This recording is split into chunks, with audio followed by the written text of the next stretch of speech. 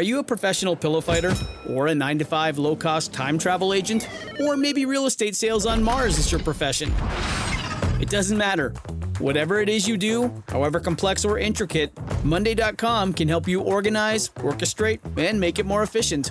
Monday.com is the one centralized platform for everything work-related. And with Monday.com, work is just easier. Monday.com, for whatever you run. Go to Monday.com to learn more.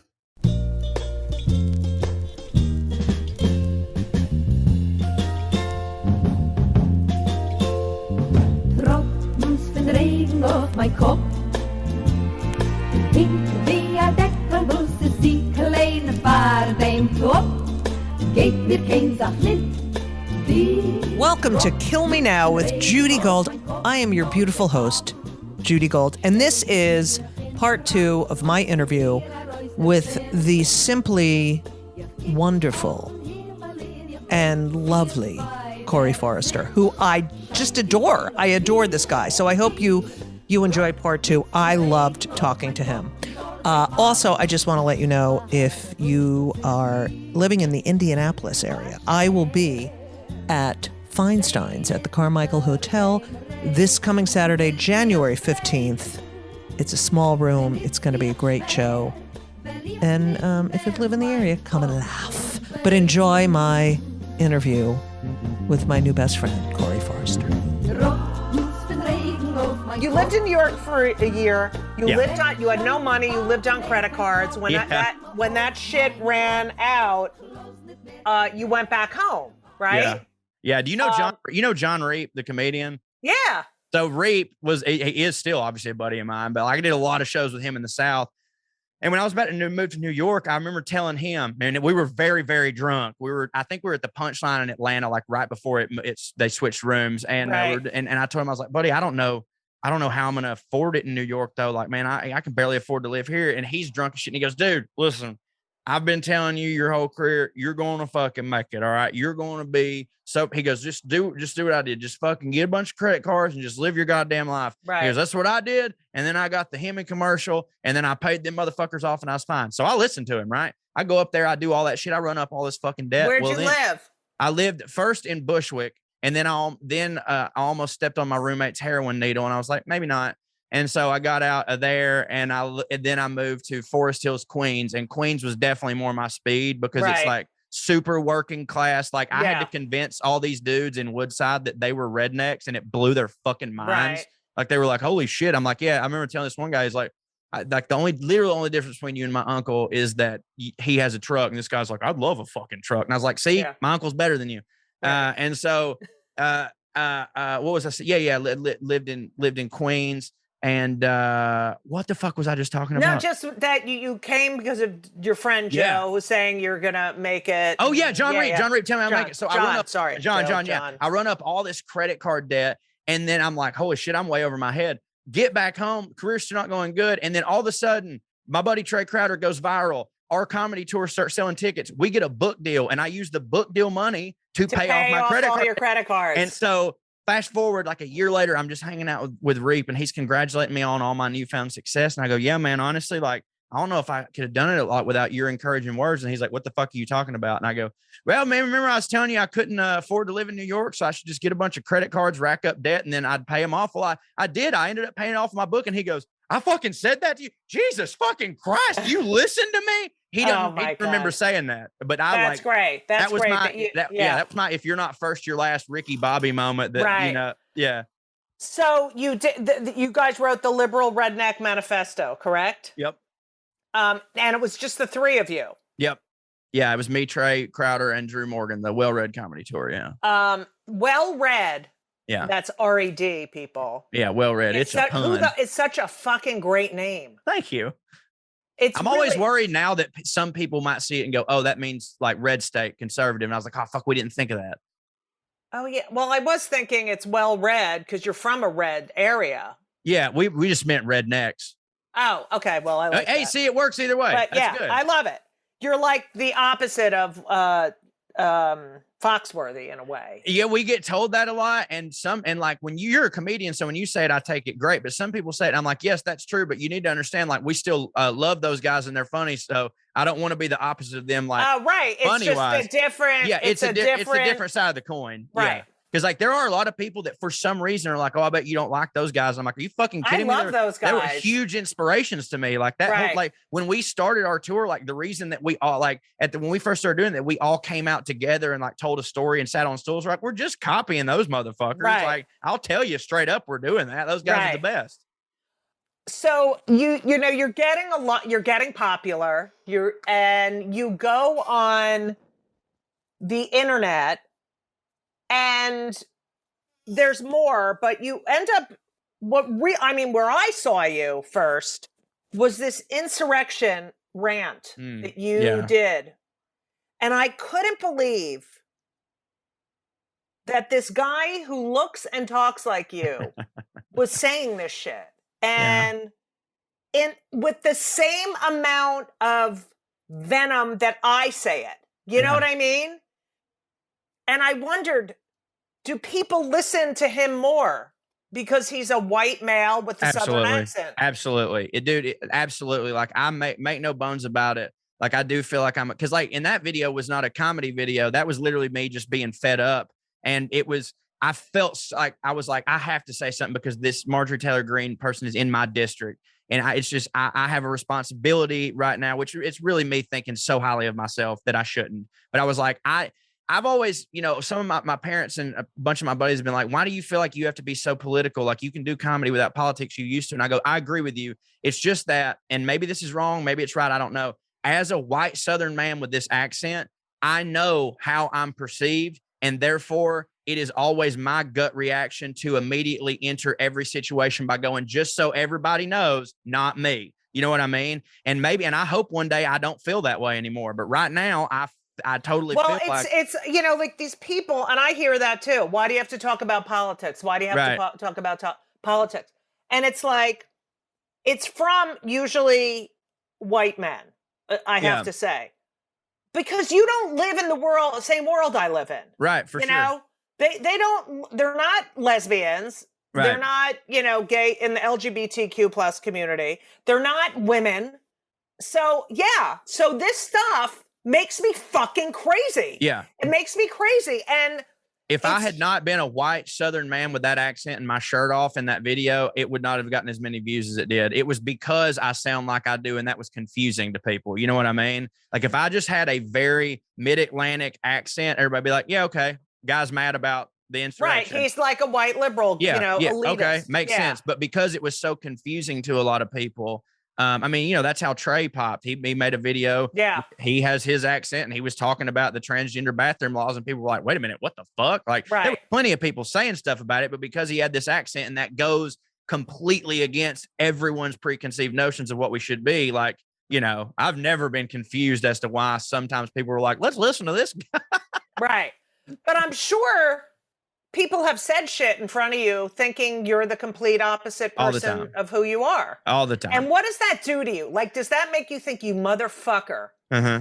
We wrote a sketch about it for Comedy Central called Accent Problems. And it was because of we noticed this wild phenomenon. It first started when we were in Boston, how when we'd be at a bar after a show or something like that, and dudes from Boston would hear our accents, they would immediately tell us a racist joke. It's because they would be like, oh, you guys are going to fucking love this one. Right. So we wrote a sketch based on that. And like, yeah, it happened. Like people constantly, they're so open. Like my new bug man came over the house not too long ago. I had my old bug man retired. So my new bug man's here to spray my house. And I'm talking to him, and he's all right guy, you know, kind of a redneck feller. He lived in England for a couple years though. So I'm like, man, this guy's my speed, dude. This guy's awesome.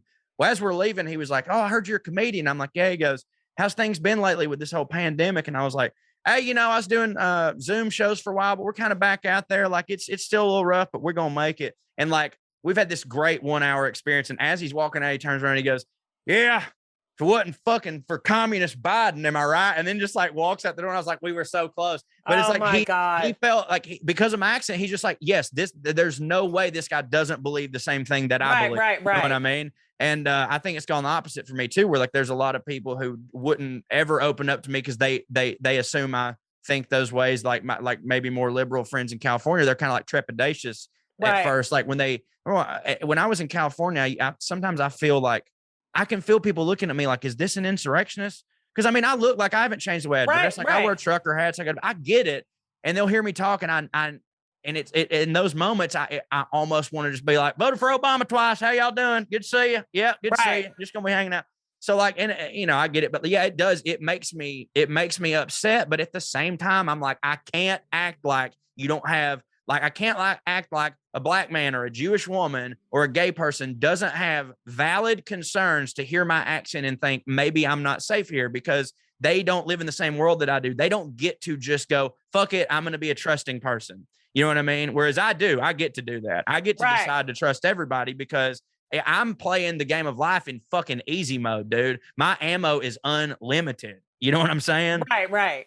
You know, first of all, it made me think while you were talking, you know, being a person of color, you know, you're talking about the way people react when they see you or hear your voice. And what comes to their mind and what this guy thinks like this guy. And, you know, you think of people of color who walk into a fucking store or walk into a subway or walk anywhere, and that automatically, just because of the way they look, they don't even open their mouth yet, those assumptions are there. Like, you have it, but it's like you can dispel them, you know? Right. I can dispel them. And like the one difference is that, yes, I know how people feel about a white Southern man's accent, and there's a lot of preconceived notions about that. However, none of those preconceived notions have ever gotten me shot by a cop while unarmed. So they're definitely the better ones to have, you know? And I like at a certain point, like, obviously I hate prejudice, but like there are certain things where it's like, yes, but I don't know, just be safe anyways. Like Roy Wood Jr. used to have this great bit about how he doesn't want he's like, I'm going to butcher it, but he's like, I might be the only black guy that doesn't want the rebel flag to go away, because that helps me know what gas station not to stop at. Right. And shit like that. Cause it's like, yeah, there are certain flags that every now and then we can't just constantly walk around just going like, nope. Well, no generalization is real. Right. It's just like, that's why free speech is so important. And you need to know who the fuck hates you. You need, you know, for sure. Where do you think you got your progressive politics from as you've been out in the world of comedy and out of Chickamauga? Have they grown? Have they changed? Without question. I mean, I'm ashamed of things I believed 2 years ago, you know. But now 2 years ago, me wasn't a bad person. He didn't realize that he thought some dumb shit.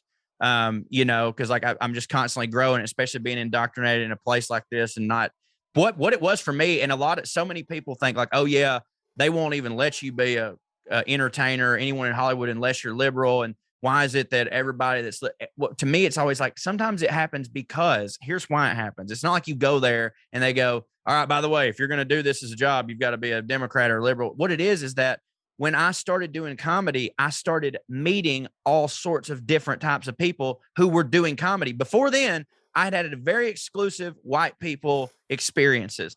And then when I start doing comedy, I'm opening up for drag shows, you know, I'm meeting lesbians, gay people, you know, like these headliners that come through that are all different types of people, more black people with Republican black people, Democrat black, all different walks of life. And you just start talking to everybody and you go, oh, wow. Like, I've had one singular experience my whole life. I don't know shit. And like, it is, I understand why these people feel this way, and I should feel this way too. And the reason that I didn't know that things were as bad as they are is because they weren't for me. And now that I'm hearing it from them, exactly. And being around more vocal women, you know, and realizing how I didn't realize how fucking sexist I was, and still probably am a lot inherently that I work on that you don't know. It's things that's not, I'm like, oh shit, I can't believe that was just a knee jerk thing to think. Right. You know, like I obviously don't believe that. Like now that I'm saying it out loud, I don't believe it, but fuck, I definitely did for a second. You know what I mean? Like, because that's just how I was raised. So like, it's a constant battle. Like, well, it's like your brain. It's like an automatic response. You go, oh, no. It's like I know, and we're going to discuss this in a little while, that you suffer from anxiety and depression, as do I. And, you know, with all my cognitive behavioral therapy, you know, those, I know today I saw you had a shit day. Yeah. And I have those days and I saw that and I was like, oh, I can't wait to talk to him because last week I had one of those shit. You wake up and it's just shit. And you're like, okay, tomorrow it's probably not going to be shit. Yesterday it wasn't really shit, but today's shit. I got to get through today. Fuck, and I said to Elisa, my lover, she came over and we were having dinner and I was like, it's really bad. I'm bad today. I'm having a really bad, horrible day. And she was like, okay, she's been through these major depressions with me, but, it's so, you gotta fucking say it. You gotta fucking say it. And so those thoughts come in your head, like you were saying, like, I think this, and then I go, wait, what? And that's cognitive behavioral therapy where you're like, the thought comes in and you have to analyze, is that fear? Is that even a real thought or is that shit I'm making up? Yeah. Is that something? Every day it happens. And you're just like, oh, get the fuck out of here. Like I had somebody not long ago comment on something that I did and they were like, it was a video. I don't know what video it was. But they were like, by the way, I just want to let everybody know that I went to high school with Corey. And this is not what he was like. And I was like, I know. That's, by the way, a good thing. Right. Of course I wasn't like this in high school. And like, I've never claimed, like, I'm saying, if nobody's ever heard me say it, I'm saying it right now. I have never claimed that I have been a blemish-free, great person my whole life. I haven't. Again, 2 years ago, I probably thought and said some shit that now I'll be like, are you fucking serious, dude? Like, are you serious? We evolve. We evolve. And I do think that, like, in that, we know, like, allow people to fucking grow. You know what I'm saying? Right. And like, also understand. Cause like, I think some people need to hear that. Like, I've probably got buddies who are just like, yeah, I try to be a good guy, but then like, if I slip up and I don't know the new thing that everybody's mad about, then like the people are going to like cancel me and blah, blah, blah. And I'm like, dude, first off, you're an electrician, which is a great job, but you're not in fear of being canceled. People have to subscribe to something. But secondly, like, I feel for that guy because like, he does feel like people go, you're not allowed to have ever made a mistake. You're not allowed. You can't change. You know what I'm saying? And that gets in this person's head. And I just want to say, like, yes, you can. Like, I fucking change all the time. I'm just now getting to a place where I'm like, when something like that happens, I can go, it's okay, Corey. You don't think that anymore. It's okay. Like, just fucking forgive yourself, dude. Like, you grew up in a place where we didn't know. The only thing you can do is get fucking better. You cannot change. And smarter. Yeah. If you, like, my God, can you imagine thinking to yourself, I'm the exact same as I was in high school and being fucking proud of that? That is insane to me. Right.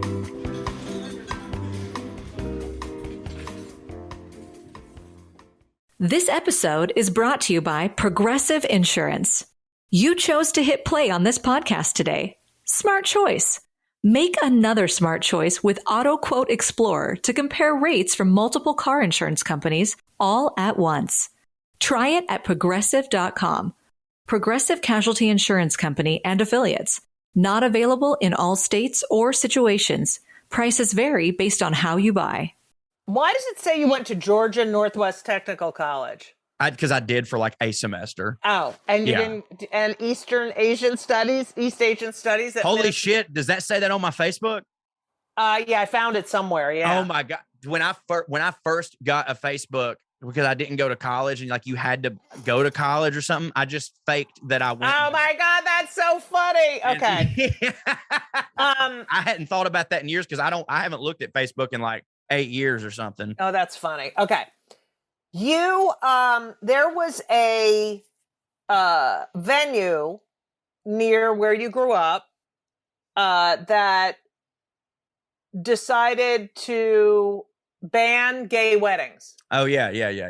And you went online and said that you would officiate gay weddings for free in your backyard. Yes. And I'm glad that you said the phrase for free, because that is absolutely what I said. And I had people all in the comments going, he's only doing this for money. Right. Yeah, it was. And I didn't name the business at the time and I won't now just because I know some of the kids of the family that owns it, and I don't want an online, like, I don't want people to go attack people. Like, I'm just not about that. Well, someone But else could do that. You know, the people that were banned could probably do that. yeah, but, for sure, for sure. And my real thought process on it was like, man, if this is a lesbian couple in the area where I live, there is a decent chance that they know me and might see this, and maybe I can help them.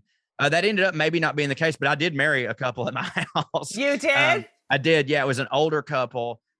They were like, I was like 85 and 88 or something. Oh my God. How long had they been together? Like for 30 something years. And one of them was about to go into hospice, and it was like, she was about to die, but her last thing that she wanted to make it legal and real before. And it was a rough, it was so sweet, and it was a rough day, but it was a rough day because, like, I mean, she was in very poor health, but we got through it, and it was a beautiful thing. And it was just, I remember thinking the whole time, I was like, I can't believe that I'm the one having to do this, just because, like, this is such a whole thing around here. And yeah, that's just, I don't know. That's insane to me. Now, most people that I run with, though, like where I'm from, were like, yeah, that's ridiculous. Like, just let people get married. Who gives a shit? You know, Right. like for real. You know, my mom was always like, I remember when I was growing up, like anytime anybody would say anything about like the church and the gays, my mom would be like, I just don't understand. Like, what is anybody hurting you?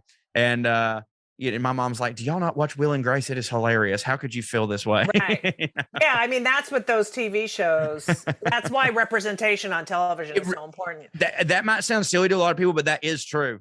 That really is true. Absolutely. Because that show, totally really, help people. Like, anybody who doesn't think that Will and Grace made a difference, it actually 100% did. Oh, well, for me growing up, the Jeffersons, like, this was the first, really wealthy Black family on television, you know? Well, to a way less degree, because I'm not an oppressed people, but I wouldn't have known that stand-up comedy was an option for me had I not seen Jeff Foxworthy. Right. Because I'm not kidding. When we were kids, I thought that stand-up comedians were like made in a factory in Los Angeles and New York, because everybody on the Tonight Show was from Los Angeles, and they didn't sound like me. And I was like, oh, well, I can't be that. And then I see this guy, Jeff Foxworthy, and I'm like, holy shit, I can be that. So, like, again, that's way different than a Jewish person. Or Black seeing yourself. But I totally can go, yes, I understand that. You know, you decided to go back to where you grew up and live there, knowing that, and I was in Atlanta this summer shooting a Showtime series, and it's fucking freaky. You drive in Atlanta, you get off the highway, there's nothing. Yeah. And you make a left turn, and all of a sudden there's all these sound stages. It's fucking crazy. Yeah, it's lunacy. But I think they're going to build up those areas, don't you, around them? I would hope so. I would hope that the booming industry surrounding it will beget better areas, and hell, I don't know. But all I know is that we had one shooting day, and they were having torrential rain, tornado warning, whatever. And we couldn't shoot that day because you can fucking hear it on the soundstage. That's how bad the weather fucking is down there. But so you decided to move back, and yes, you can basically live anywhere and be in show business at this point. Yeah. I mean, it ended up being the right move to me. I was only like, when the Well Red tour was like really super hot and heavy pre-pandemic, like we were on the road 45 weeks a year at least. Right. And when we weren't touring, like we were working on their projects, and I was like, what would be the difference in, like, anytime I'm home, I'm not doing shit. So why would I live in LA to not do shit? Why would I just live in my hometown where it's cheaper? Right. And like, if I'm on the road that much, the place that I want to be when I'm not on the road is a place where I can run over and see my mama and my best friends and my niece. Like, it just makes more sense to me. You know, I don't know what the future of my career is going to be, because it also means like there's not as many opportunities to get up here, you know, stand up. Right. So I keep thinking like, man, I want to take more time off from the road, but if that's the case, then I can't really live here, because I need to be in a place where when I'm taking time off the road, I can be doing stand up every night. So I look at, but I don't look at LA and New York really anymore. I look at like Nashville and Atlanta, and I'm like, because like I'm just so in love with my niece. And my mom is my best friend. And so like, I'm always like, how can I still be within 2 hours, you know, to where like, if mom or my niece was to call me at 9:00 in the morning, we could still have lunch. You know what I'm saying? Yeah. That's just no, I me. know. That's why I feel lucky. Elise is like, let's move to the suburbs. And I'm like, no, I'm not. Yeah. I just, I go out. I went out Saturday. I made a lasagna. I put it in the oven. I went and did a set. I came home, That's amazing. and ate it. So, do you get any pushback from people? I get a lot of anti-Semitic hate mail. I mean, I do get like, not as much lesy. I mean, I get called trans all the time, and Really? and Jesus. and I'm like, is that supposed to be an insult? Like, Right. there's nothing wrong with being trans. Like, Right. I get a lot of anti-Semitic. That's exactly where they go every time. Anytime I say something anti-Trump or anti, whatever. Do you get hate mail? Yeah, for sure. I've stopped checking the other folder, like on Twitter and stuff, because that's where it all is. And like, it's not been as bad as of late, because I haven't really. I'm on tour now, and so I'm not kind of like during the pandemic. I was all over Twitter. I was making video every day because I fucking didn't have anything else to do. Right, you needed a release. Yeah, and I also kind of had to reinvent myself because we weren't on before the pandemic. I'd never really made a fucking video for the internet, and then I was sitting there. I was like, I ain't got shit to do, and I invented the Buttercream Dream character, and then here we go. But yeah, I would get when that, especially the insurrectionist video. Oh, dude, it was bad because those people are hardcore.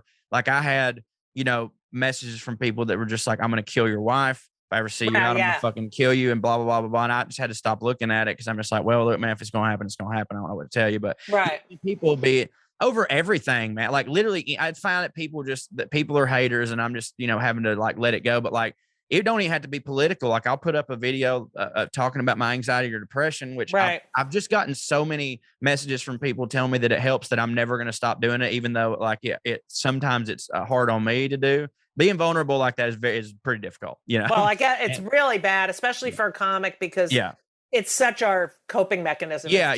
And like, I'm like, I know that some people are just like, they think that if I put something out and it's not funny, they're like, I don't understand. Or I thought you were a comedian. Why are you telling me? I'm like, shut the fuck up. What do you do? You've never fucking, had to erase something, you goddamn fuckhead piece of shit. Exactly. But I'll get messages and stuff like, fuck you for, you're only making these depression videos so people will feel sad for you. Or you're only doing this to make people think you're a good person. Dumb. I'm just like, whatever, dude. But like, you can't listen to that shit. I try not to, but the politics stuff, I just tune it out now, because like too many times I would see somebody, call me, gay. It's always gay slurs with me too. So you fucking queer, you this, blah, blah, blah. You libtard cuck boy. I bet your wife fucks your ass. And I'm like, she wishes. And then, so I've learned now, like I see those dudes do that, and then I click on their profile, and after 2 scrolls, I realize who they are, and I go, you know what? Good that this guy hates me. Fucking hell yeah! Like I don't want, like I would be ashamed if this guy found me entertaining, because this guy fucking sucks. So that's really helped me get through that.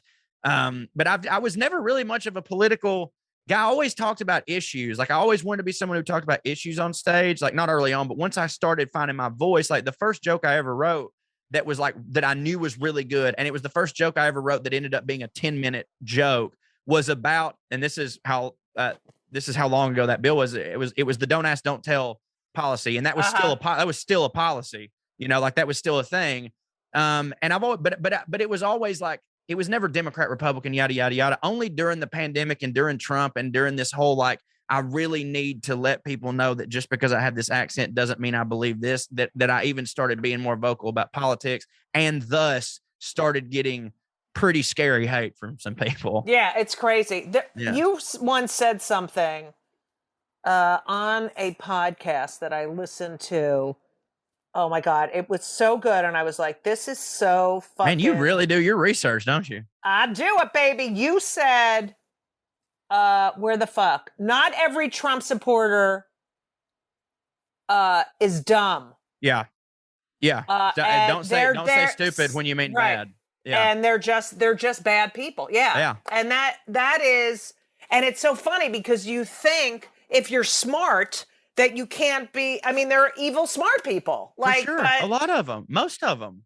Right. But it's like, also like, don't you see around you, you fucking piece of shit? Yeah, it doesn't help anybody to just be like, oh yeah, everybody that's a Trump supporter is stupid. I'm like, that's how they keep winning. You underestimate them. Right. Like that's just not true. That is just insanely not true. They're like, oh yeah, all these dumb rednecks voted for Trump. And it's like, bro, look at the stats. Every group of white people voted for Trump. Right. Women. Women. Have you ever been to Orange County, California? Yeah. Not fucking rednecks. They all voted for Trump. A lot of fucking really smart Manhattan people voted for Trump. I mean, yes, the loudest, dumbest of them all are the ones you look at. I get it. We sound funnier. I'll never deny that. But like, there's just that. It's just to say they're all stupid is insane. It's just, and it doesn't help anybody. Right. Are you also surprised on the other side of the coin that there are so many dipshit who sound like, well, yeah, duh. But there's so many people who sound like you who agree with you. Yeah. Like, yeah. that's the other thing. It was they great. Probably come out of the closet like, oh my God. Yeah. They do. And like, it would like when we first started doing this, we have people come up to us all the time. They're like, we're like unicorns, and we'll go look around. We're literally like, we just sold out Austin City Limits. Look at everybody around you. These are all people from the South who feel the same way as you do. But like, we didn't believe that shit either. But then now that you look back on it, it's like, oh, wait a minute. Hold on. Logically, Trump, like when Trump wins Tennessee, he wins at 55-45. He doesn't win at 99-1. Right. That 45% is millions of people. Right. Not 2 or 3 dudes that are into improv. It's, you know what I mean? Yes. That's millions of people. So like, statistically, I've been insane my whole life too. Like, oh, of course we're not all like that.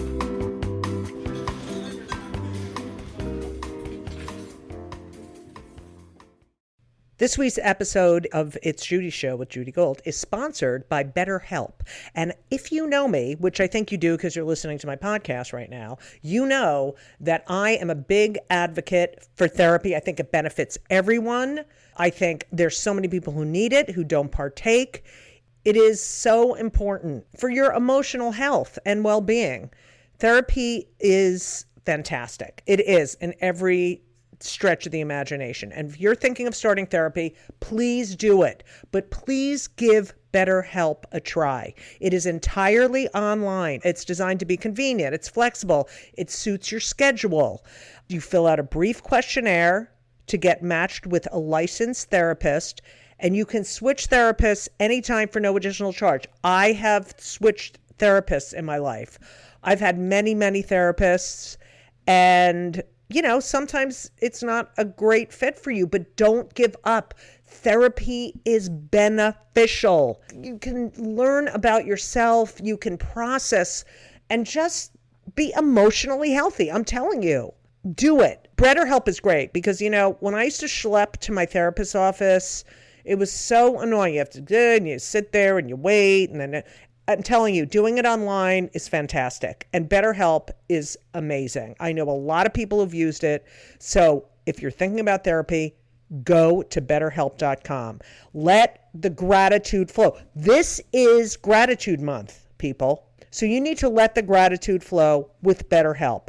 Visit BetterHelp.com/JudyGold, JudyGold, today, and you will get 10% off your first month. That's BetterHelp, HELP.com/JudyGold. You're welcome. I read this article today. It made me think of you about, it was an opinion piece, and it said that Biden, because Trump had COVID during the, and he gave it to everyone, obviously. Yeah, for sure. He gave at the Amy Coney Barrett thing, he gave it to, he knew he had it then, whatever. So he's at the debate with Biden. And, some people are saying, well, of course, he was probably hoping he would give it to him so he would die. Right. But a newscaster asked a fucking journalist, what the fuck? A journalist at a press thing asked Biden, what do you think of the president having COVID during, Trump, not the president, fucking piece of shit, having COVID during your debate?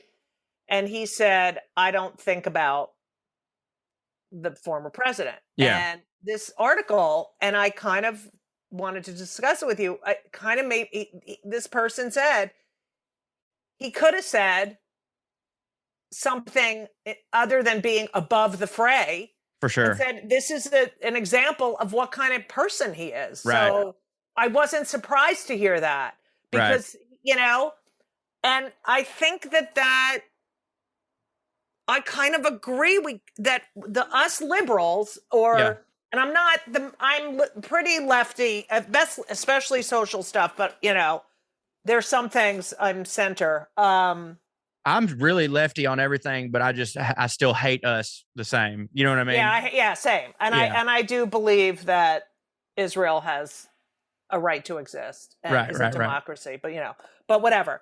And I do believe in a 2-state solution. But anyway, but I do love Israel. Anyway, but I feel like it's you and it's me. Like they need us to write for them or say, look, stop this fucking, well, I don't really care.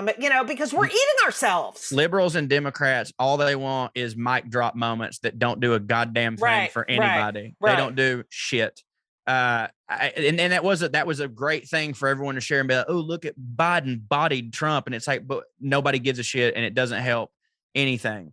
I do this character called Gerrymander.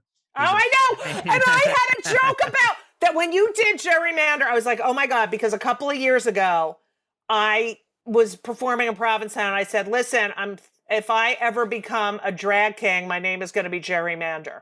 Yeah. And then I saw you doing it and I said, oh my God, I love him. Okay. But so I do that. And it's a satire of a Republican congressman and it's his ad videos. And then, of course I get so good. A lot of comments from people who are like, okay, great job. But like, I bet you won't do one for Democrats. And I'm like, well, first off, plenty of people with my accent make fun of Democrats all the time. That is why I don't do it, because it's not really original. I do a different thing. But if I had to make a fake campaign video making fun of Democrats, what it would be 30 seconds of me saying all these tremendous, great things that I believe. And then at the end going, now I'm not actually going to do any of that shit, but I do believe it. But I believe it in my believe hole down here in my believies. And that shit makes me mad. And that's like with that Biden thing. It's like, we just want to look like we're doing the right thing. And then at the end of the day, be like, I don't know, we can't really upset anybody. I know we don't fucking like, they don't give a shit. They're winning. No.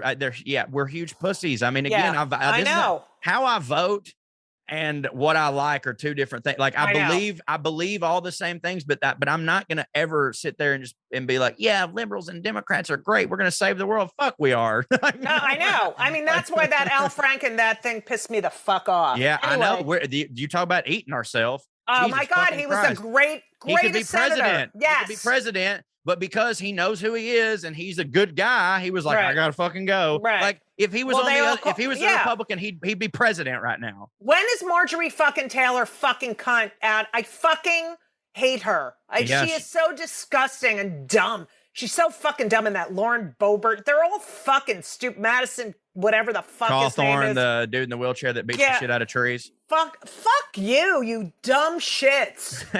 I hate you. Like, and they have no class, zero class. No, they Read don't. a fucking book. You know nothing. You know nothing. Do you think Stacey Abrams is going to win? I mean, I hope, I think she won last time. Yeah, Georgia's been such a roller coaster of emotions because like I'm still getting a lot of people say, I can't believe you still live in that state. And I'm like, okay, well, literally a year and a half ago, you were jacking us off for saving the election. So like, I kind of need you to shut the fuck up. So like, I never know how I never know how it's going to go. Like, I try not to get my hopes up in either direction. Like the only thing that I have the power to do is to exist as I am and where I live and hope that matters to anyone, Definitely matters. Well, it's definitely. All right.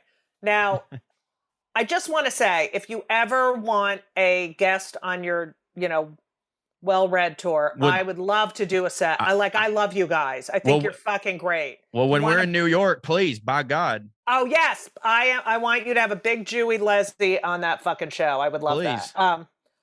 Okay. So I always ask my guests 2 questions. Number 1, what you do. We touched upon it, but I'm very pro mental health. I love how everyone's on the mental health bandwagon now.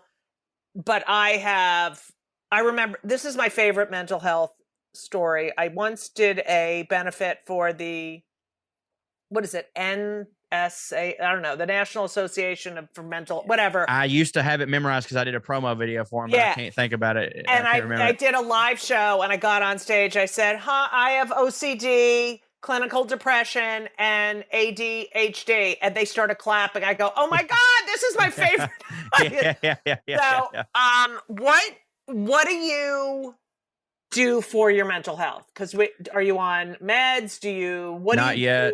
I'm about to be and start that process. Have you ever been on? No, I was on. Well, for my ADD, they put me on Adderall, but that's just meth. That doesn't help me. Like that made me worse. That made my anxiety worse. You know what I mean? I'm doing now what I call so I've also been like getting more physically in shape. But before I started lifting weights, I told my trainer, I said, I need to get in shape so that I can get in shape, if that makes sense. And I'm sort of doing the same thing with my brain before I go full on and change. And I know this sounds stupid, but I'm taping a special in 2 weeks and I haven't wanted to do anything drastically changing to my life because I didn't Right, of course. And I know that it will help me and I will be better, but I was like, I can't have my system thrown into shock right now because I got a lot of shit going on. Right. But it is medication is something that I'm definitely going to look into.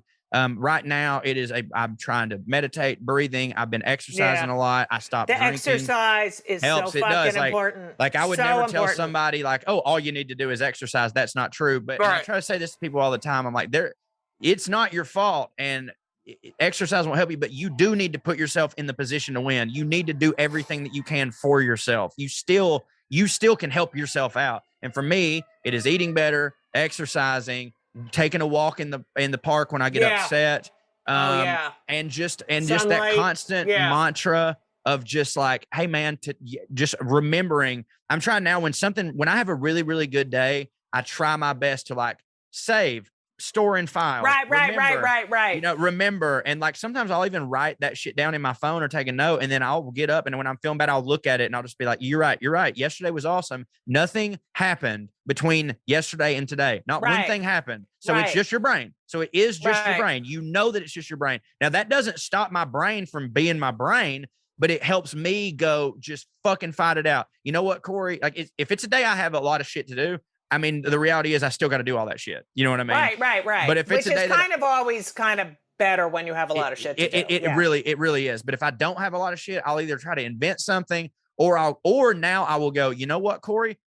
You're a writer and you're trying to work in television and you're writing shows and stuff. It is part of your job to watch TV. Therefore, it is okay if you lay under a weighted blanket all day and watch Doctor Who. That is fucking fine. Right. That you're not being lazy. It's totally okay. Go fucking make yourself a bowl of chicken soup and just lay your ass here. Maybe have a coffee and I maybe in an hour you'll be okay. And a lot of times I can talk myself out of it, but like but that's still I have to go into every day like it's a battle, but it's one that I'm willing to fight it now. Whereas used to, I was just like, meh.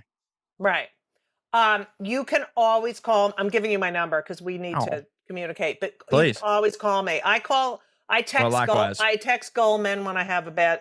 There's people. I love Gary. Gary's reached out and messaged me about all this stuff before, and he's been and he's also one of those dudes who like you talk about an idol. When he reached out to me after I made a video one time, and I was just like, buddy, you have no idea how much this means coming from you. Yeah, he's the best. He's the best. The best. So I count me in on that. And if you ever are having a bad day and you're making a video, let's do it together because I do it. I feel the same way, and it'd be nice, you know. Okay. So, and I can also help you with meds because I've been on every fucking medication. Oh, good. Ever. Okay, and my last question, I call the podcast Kill Me Now because I get annoyed at everything, as do you, to the point of 1,000%. So my final question is, what pisses you off more than anything in the that makes you fucking crazy? Man, that's good. It's maybe not one specific thing, but something that we've covered a lot on this show already, which is just the number one, that people assume because of my accent, I'm stupid. I can't stand that. I also right now the thing, and this is a thing that's a very me problem. I can't stand the fact that people think that you can only be one thing. Right. And that's really bothered me lately, because I've always been like, my number one idol of all time is Mel Brooks, which is why Blazing Saddles is behind me right now. I've been fortunate enough to have dinner with Mel. He's a great guy. Oh, wow. That's great. Yeah. His son, Max, and his wife, Michelle, are friends of mine. But the reason he's been one of my idols is because I've always considered, I love stand-up comedian is my first passion, but he's always said, he's like, I'm not a comedian, I'm a song and dance man. And I've always felt that way because I like doing other things. And sometimes I like being serious, and I want to release a book of short stories that aren't necessarily comedic, and I want to do fiction and nonfiction, and I want to do this, and that. And some people really have a problem with that. They're like, no, we like you for this, and therefore don't do any of these other things. Oh, fuck you. No. Not even just me on a personal level. I see them doing it to other people too. You know, I see them when I like an artist, but that artist kind of deviates from something they normally do, and people they have problems with that. They don't allow people to be three-dimensional beings, whether it's in art or whether it's in their personal life. And that's something that really, really pisses me off when people don't understand. They pigeonhole because they can't think outside. I same thing. And you know what? My entire career has been doing other shit that no one has expected me to do. Yeah. Like I did Shakespeare in the Park for the. That's awesome. You know, I mean, it was the fucking greatest, one of the greatest experiences of my whole life. No, don't ever fucking listen. That pisses me off too. And that's all about that person. It's about that person who's saying it. For sure. You. But mainly, it's that, and that's probably more personal to me, but like, it's that people thinking that I'm from the South means I'm dumb. And also probably the most important is the continued stigma of mental health and people who just cannot stop themselves from saying, suck it up, it's not real, and you're just a pussy. And because I think of that person, I feel bad for them, because half the time I think, I bet you suffer from it. Absolutely. And this is and what you're saying to me is what your dad yelled at you. And you're not helping anybody. And I fucking pray that something bad don't happen to your kid. Like if they suffer from this. Like I just can't stand the just knee-jerk reaction we have to think that everyone's bullshitting about their problems. That and really also, upsets me. You know what? It's called a feeling, and if you're afraid to have them, then you're I don't know what your fucking life is, you fucking asshole motherfucker. Yeah, I agree. Well, I hope today is better now, because it is. You've made it better. You're fucking great, and I want everyone to follow Corey Ryan Forrester. Thank you, Judy. Please, on Twitter and Insta. Do you do the tick? I do the tick, mainly because it's a new thing, and we as comedians are required to do all the new things. I know, and I fucking hate it so much. I have said, that's my hate. Every time a new thing comes out, I go, please God, let me get mega famous before the next new thing, so I don't have to do it. Do it, I know. Yeah, I loved it when we didn't have to do it. You had to just be a good comic, and I mean, when I first started doing comedy, YouTube literally had just been launched, right? So there was no even. You didn't even have the thought of I need to do another thing. It was just like, hey, you fucking do this. Ugh, fucking pain in my ass. You are the best. When are you coming to New York? Because I want to see you. I don't know. It's not scheduled. Nothing's on the dates right now. I'm taking some time off this summer to travel because I'm writing a new book. It's a travel book. Oh, that's great. Yeah, for my good friends over at HarperCollins. And so I may just end up coming to New York just to hang, not even to do a show. Just like, hey, I need to come up there and say hi. All right. Well, you're going to hang with me, bitch. Of course I am. All right, good. Oh, I love you. Thank you so much for doing this. Thank you for having me. Thank you so much for listening to part 2 of Kill Me Now with the incredible Corey Forrester. I love him. Kill Me Now was produced by Laura Vogel, edited by Colin Schmaling, and would not be possible without the help, love, dedication of Brittany Jo Sowards. And of course, you, the listeners. I love you guys so much. Please, if you haven't already, left a review and subscribed. Like, really. Like, I need you. I'm begging you to do that. 5 stars. 5 stars! My Uber rating is going up. I think people misunderstood me. And now I just act really polite. And I'm like, thank you. Oh, hello. How are you? I love your car. So now I think my rating's going up. FYI. if you live in Indianapolis, I'm just letting you know, or near Indianapolis, I'm going to be in Carmel, Indiana on January 15th, this Saturday, at the Carmichael Hotel, which houses Feinstein's, which is a beautiful cabaret. If you're in the Carmel, Indiana area, I just want to sing Carmel, Indiana, instead of Gary, Indiana, from The Music Man. Okay. Anyway, I hope that's from The Music Man. Oh, it's from The Music Man. Oh, no, it's from Guys and Dolls. I don't know what the fuck. I can't think. Anyway, so January 15th, Carmel, Indiana. Get your ass there. And I'll be performing in New York the following week at Gotham Comedy Club on the 19th at Homo Comicus, because I'm a homo. Also, I just want to say, you got to follow me on Twitter and Instagram and the TikTok at Judy Gold, JEWDYGOLD. I can't thank you enough for listening. Like, I love you guys. I love you. Let me tell you something. I make no money off of this podcast. In fact, I lose money on this podcast, but it is a labor of love, and I love... If you're still listening, I love you the most. I just want you to know that. And yeah, that's it. I don't even know what else to say except... can you fucking believe this goddamn virus has not ended? I can't fucking take anymore, okay? But it's going to be over soon, right? Right? I love you all. Thank you for listening. Wear a mask. Get boosted. Get boosted again. Get a fucking booster seat that you sit in. Boost it, baby. Wear that fucking KN95. And, hopefully I'll see you soon. You know what I'm saying, baby? All right. Thank you guys so much for listening. And as we always say, so long!